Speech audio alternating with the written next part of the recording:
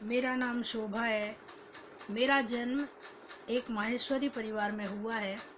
मैं ब्राह्मण या पंडित नहीं हूँ, लेकिन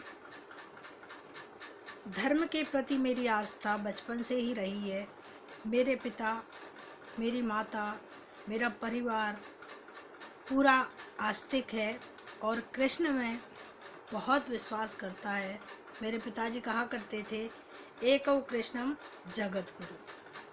एक को पूज लो, फिर किसी को पूजने की आवश्यकता नहीं है। उस एक में सब समाये हुए हैं। मैं भागवत गीता का पाठ अपने बड़े बुजुर्गों के लिए कर रही हूँ। वैसे तो श्रीमद् भागवत गीता का महत्व वाणी द्वारा वर्णन करने के लिए किसी की भी सामर्थ्य नहीं है, क्योंकि ये एक ऐसा परम रहस्य है जिसमें संपूर्ण वेदों का सार संग्रह किया गया है। इसका संस्कृत इतना सुंदर और सरल है कि थोड़ा अभ्यास करने से भी ये कंठस्थ हो जाता है,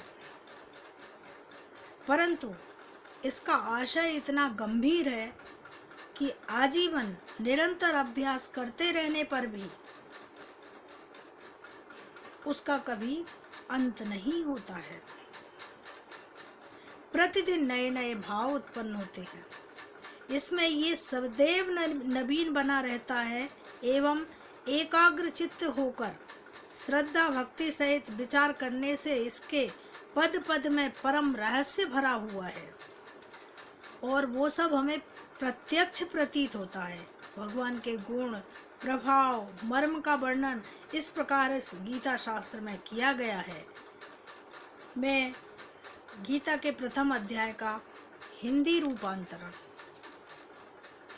आप सबको सुनाती हूँ। वो श्लोकों का रूपांतरण है। पहला अध्याय। धृतराष्ट्रवाच। धृतराष्ट्र बोले, हे संजय, धर्मभूमि कुरुक्षेत्र में एकत्रित युद्ध की इच्छा वाले मेरे और पांडु के पुत्रों ने क्या किया? संजय उवाच। संजय बोलते हैं, संजय बोले, उस समय राजा दुर्योधन ने व्यूह रचना युक्त पांडवों की सेना को देखकर और द्रोणाचार्य के पास जाकर ये वचन कहा, हे आचार्य, आपके बुद्धिमान शिष्य द्रुपद पुत्र धृष्टुम द्वारा व्यूहाकार खड़ी की पांडुपुत्रों की एक बड़ी भारी सेना को देखिए। इस सेना में बड़े बड़े धनुषों वाले तथा युद्ध में भीम और अर्जुन के समान शूरवीर, स्वात्विक और विराट तथा महारथी राजा द्रुपद, धृष्टकेतु, चेकितान, बलवान, काशीराज, पुरुजित, कुंतीभोज, मनुष्यों में श्रेष्ठ शैव्य, पराक्रमी युधामन्यु तथा बलवान उत्तमोजा, सुभद्रा पुत्र अभिमन्यु एवं द्रौपदी के 5 पुत्र, ये सभी महारथी हैं। हे ब्राह्मण श्रेष्ठ, अपने पक्ष में जो प्रधान है उनको आप समझ लीजिए। आपकी जानकारी के लिए मेरी सेना के जो सेनापति हैं उनको मैं आपको बतलाता हूँ। आप द्रोणाचार्य और पितामह भीष्म तथा कर्ण और संग्राम विजयी कृपाचार्य तथा वैसे ही अश्वत्थामा, विकर्ण और सोमदत्त का पुत्र भूरिश्रवा और मेरे लिए जीवन की आशा त्याग देने वाले बहुत से शूरवीर अनेक प्रकार के सशस्त्रों से सुसज्जित हैं और सबके सब युद्ध में बहुत चतुर हैं। भीष्म पितामह द्वारा रक्षित हमारी वह सेना सब प्रकार से अजेय है और भीम द्वारा रक्षित इन लोगों की यह सेना जीतने में सुगम है। इसलिए सब मोर्चों पर अपनी अपनी जगह स्थित रहते हुए आप लोग सभी निसंदेह भीष्म पितामह की ओर से रक्षा करें। कौरवों में वृद्ध बड़े प्रतापी भीष्म पितामह उस दुर्योधन के हृदय में हर्ष उत्पन्न करते हुए उच्च स्वर से सिंह की दहाड़ के समान गरजकर शंख बजाया। इसके पश्चात शंख और नगारे तथा ढोल, मृदंग और नरसिंगे आदि बाजे एक साथ बज उठे।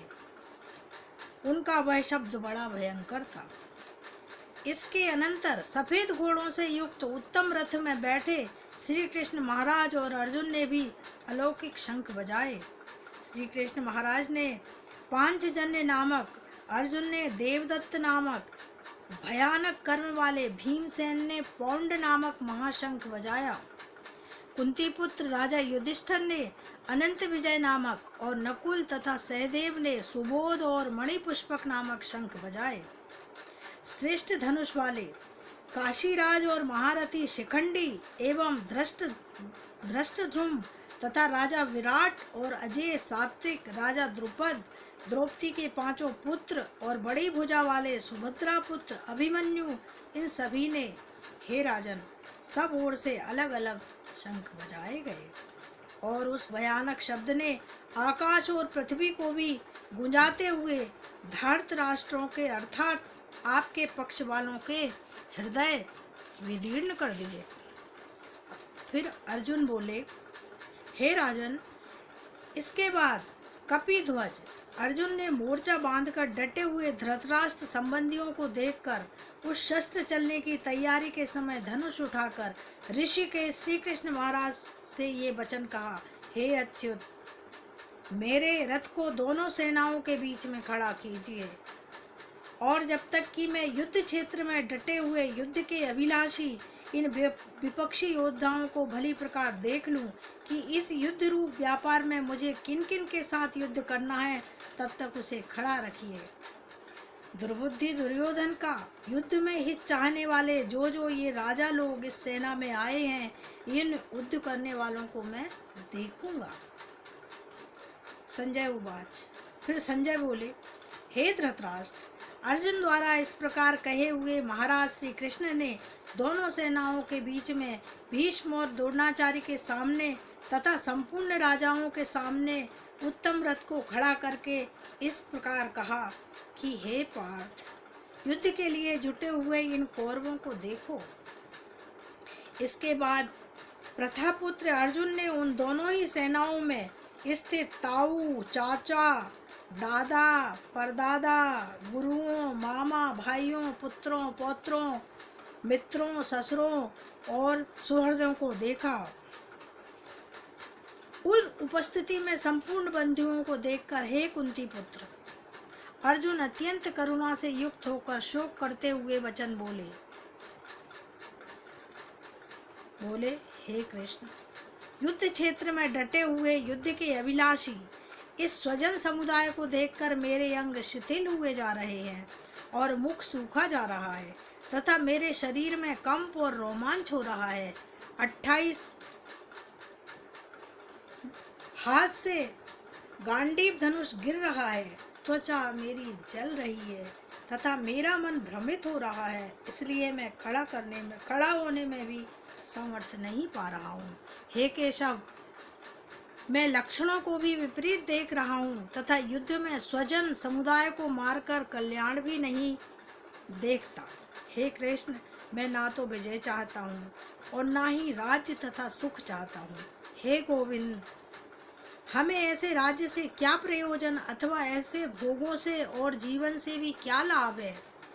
हमें जिनके लिए राज्य, भोग और सुखादि अभिष्ट है, वे ही सब धन और जीवन की आशा को त्याग कर युद्ध में खड़े हो गए हैं। गुरुजन, ताऊ, चाचे, लड़के, उसी प्रकार दादा, मामा, ससुर, साले और जितने भी हमारे सगे संबंधी होते हैं, वो सारे ही लोग हैं।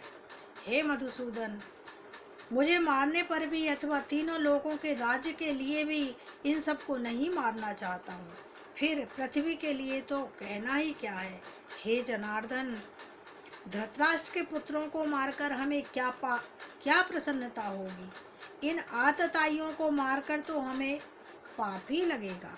अतएव हे माधव, अपने ही बांधव धृतराष्ट्र के पुत्रों को मारने के लिए हम योग्य नहीं हैं, क्योंकि हमने ये कुटुंब को मारकर हम कैसे सुखी रह सकते हैं। यद्यपि लोभ से भ्रष्ट चित्त हुए ये लोग कुल के नाश से उत्पन्न दोषों को और मित्रों से विरोध करने में पाप को नहीं देखते हैं, तो भी हे जनार्दन, कुल के नाश से उत्पन्न दोषों को जानने के लिए हम लोगों को इस पाप से हटने के लिए क्यों विचार नहीं करना चाहिए? कुल के नाश से सनातन कुल धर्म नष्ट हो जाते हैं और धर्म नाश हो जाने पर संपूर्ण कुल में पाप फैल जाते हैं। हे कृष्ण, पाप के अधिक बढ़ जाने से कुल की स्त्रियां दूषित हो जाती हैं और हे वासुदेव, स्त्रियों के दूषित हो जाने पर वर्ण संकर संतान पैदा होती है। वर्ण संकर कुल घातियों को और कुल को नरक में ले जाने के लिए ही होता है। लुप्त हुई पिंड जिनकी जल की क्रिया वाले अर्थात श्राद्ध और तर्पण से वंचित, इनके पितर लोग भी अधोगति को प्राप्त होते हैं। इन वर्ण संकर दोषों से कुल घातियों के सनातन कुल धर्म और धर्म जाति दोनों नष्ट हो जाती हैं। हे जनार्दन, जिनका कुल धर्म नष्ट हो जाता है, ऐसे मनुष्यों का अनिश्चित काल तक नरक में वास होता है और ऐसा हम ये सब सुनते आ रहे हैं। हाँ, शोक, हम लोग बुद्धिमान होकर भी महान पाप करने को तैयार हो गए हैं, जो राज्य और सुख के लोभ से स्वजनों को मारने के लिए उद्यत हो गए हैं। यदि मुझ शस्त्र रहित एवं सामना न करने वाले को शस्त्र हाथ में लिए धृतराष्ट्र के पुत्र रण में मार डालें तो वह मरना भी मेरे लिए कल्याणकारी होगा। संजय बोले, रणभूमि में शोक से उद्विग्न मन वाले अर्जुन इस प्रकार कहकर बाण सहित धनुष को त्याग कर रथ के पिछले भाग में बैठ गए। ये था गीता का प्रथम अध्याय, जिसमें श्री कृष्ण अर्जुन को बोलते हैं, लेकिन अर्जुन किसी भी स्थिति में युद्ध करने के लिए तैयार नहीं होती है। उक्त विषय के मर्म को न समझने के कारण बहुत से मनुष्य, जिन्होंने गीता जी का केवल नाम मात्र ही सुना है, कह दिया करते हैं गीता तो केवल सन्यासियों के लिए है। वे अपने बालकों को इसी भय से गीता जी का अभ्यास नहीं कराते कि गीता के ज्ञान से कदाचित हमारे घर का बच्चा घर छोड़कर कहीं सन्यासी ना हो जाए, किंतु उनको विचार करना चाहिए कि मोह के कारण छात्र धर्म से विमुख होकर भिक्षा के अन्न से निर्वाह करने के लिए तैयार हुए। अर्जुन ने जिस परम रहस्यमय गीता के उपदेश से आजीवन गृहस्थ में रहकर अपने कर्तव्य का पालन किया है, उस गीता शास्त्र का यह उल्टा परिणाम किस प्रकार हो सकता है? हो सके तो पाठ कीजिए। गीता आपके लिए है। हमारे न्यायालय में भी जब साक्षी को शपथ दिलाई जाती है तो वह एकमात्र ग्रंथ होता है गीता।